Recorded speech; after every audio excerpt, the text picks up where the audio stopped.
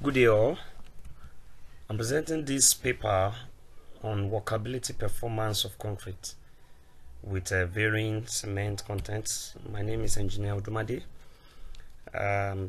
This work was done in collaboration with Engineer Ibeabuchi, Engineer Dr. Ezugwu, and Engineer Okoye. We are all from the Department of Civil Engineering, Ekwueme Federal University, Ndufu-Alike, Ebonyi State, Nigeria.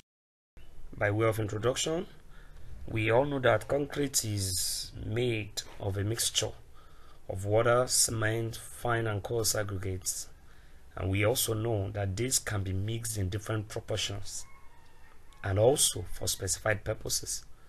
There are different mixed proportions or mixed ratios ranging from 1:1:2, 1:1.5 3, 1:2 4, 1:3 6, even 1:4 8. Those are like standards. But then we also have some customized mixes depending on the specific purpose. Okay. And we also know that whatever the mix proportion is, whatever the purpose is, there are properties at both the freshly mixed state and hardened state. So concrete has its properties at both freshly mixed state and hardened state. The focus of this work is on properties at fresh states. That is when it's just freshly mixed. The properties before it begin to harden.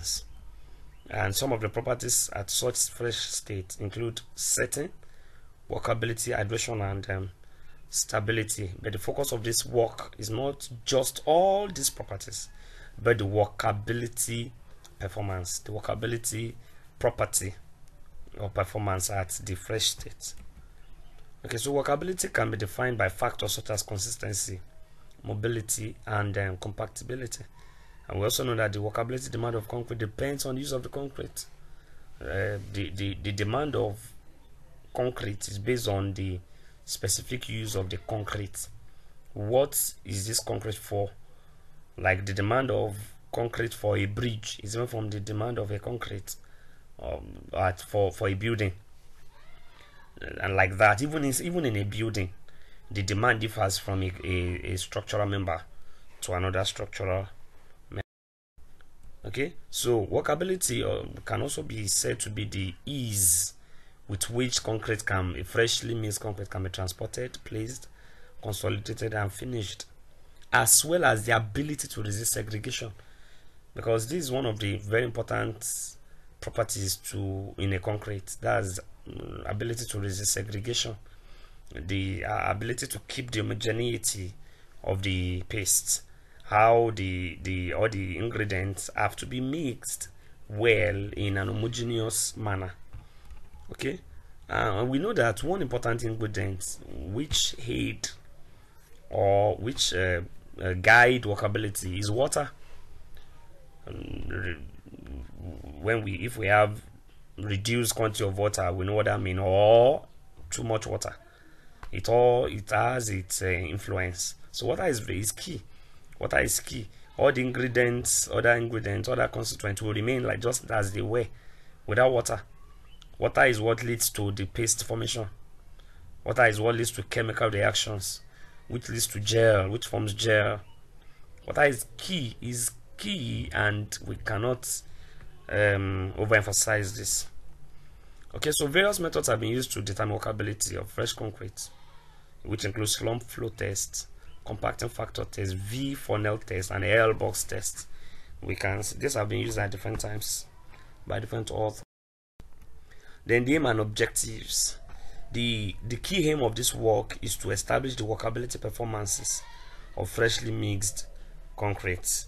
That is, different mixed ratios were considered with different water cement ratios.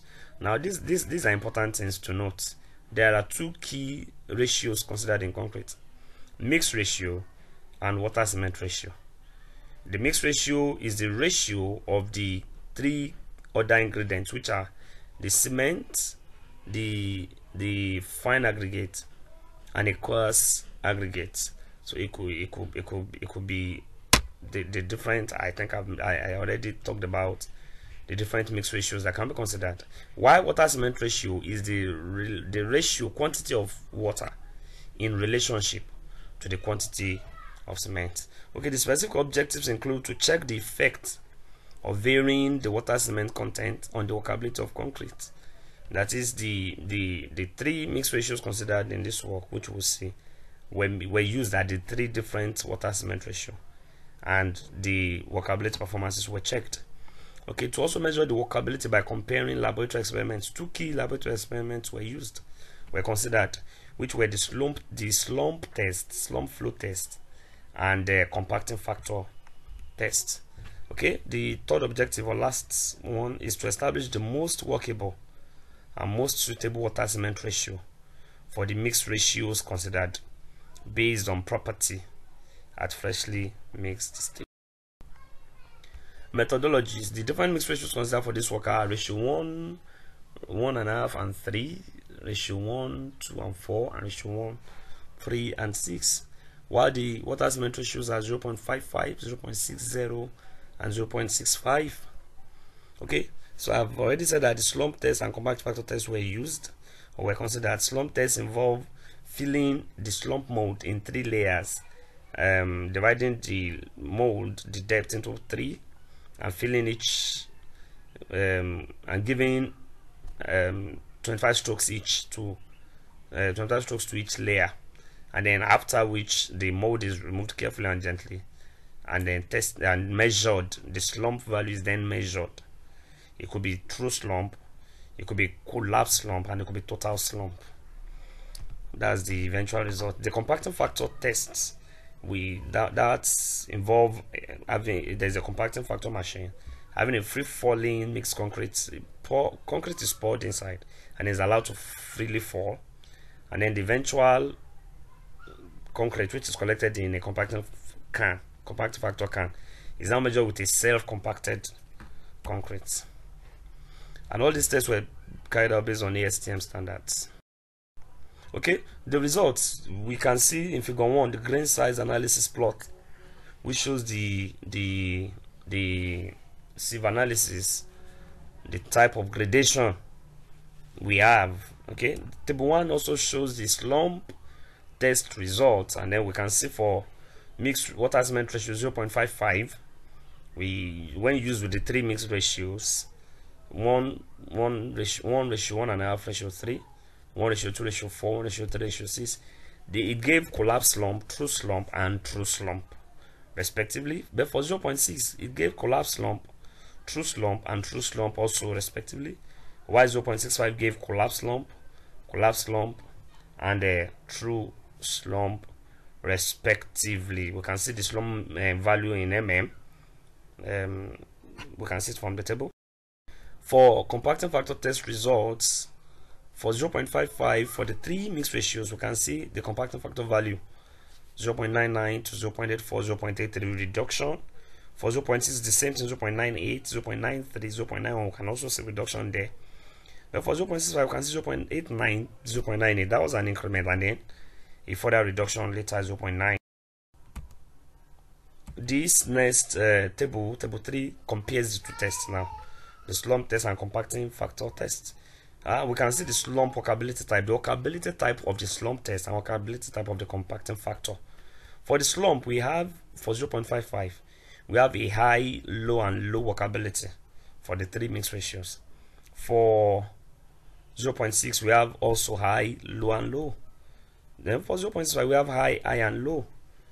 But for compacting factor, we have very high, low, and low for 0.55, very high, medium, medium for 0.6, and medium, very high, and medium for 0.65. Now, all these were concluded on or arrived at based on standard. There's the standard that if slump value is so, the workability is so. So there's the standard like that, which shows that if the slump value is between so mm, the workability is so. So it's from there that this is arrived.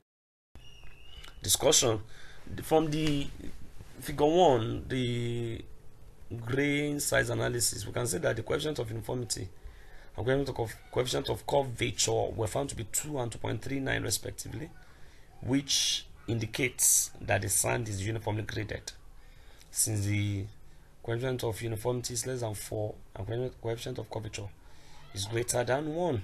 So it's concluded to be a uniformly graded soil.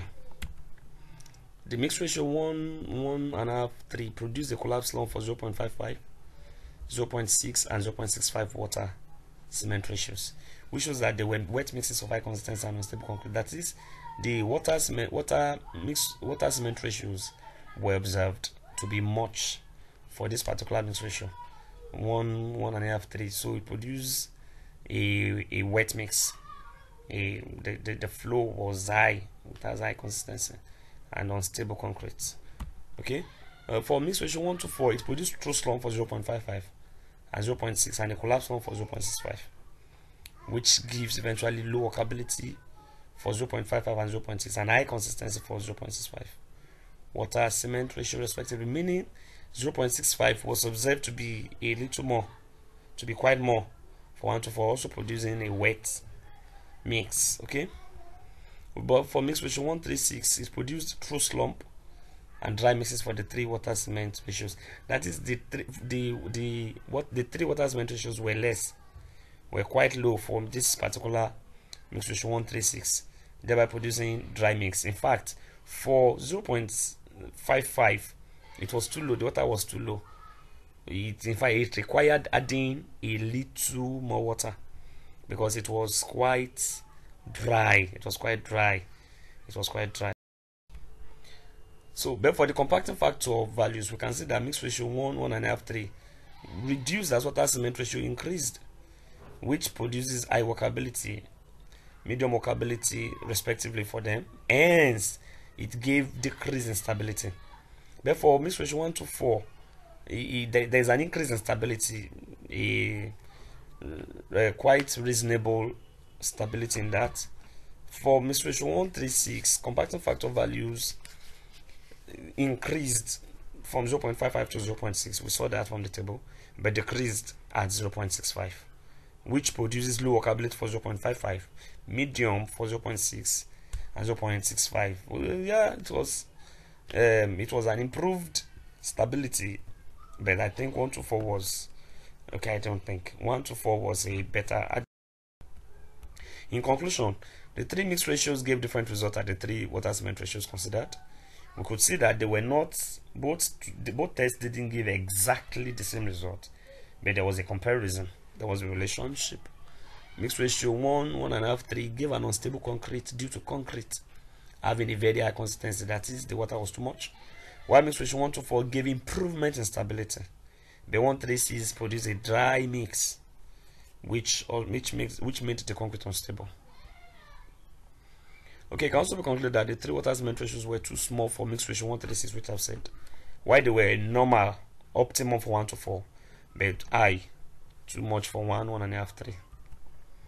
And it can be deduced that mixed water cement ratio 0.55 is best for the 3 mixed ratios, especially for 1 to 4, which gave a higher stability at both at first state and even for the compressive strength.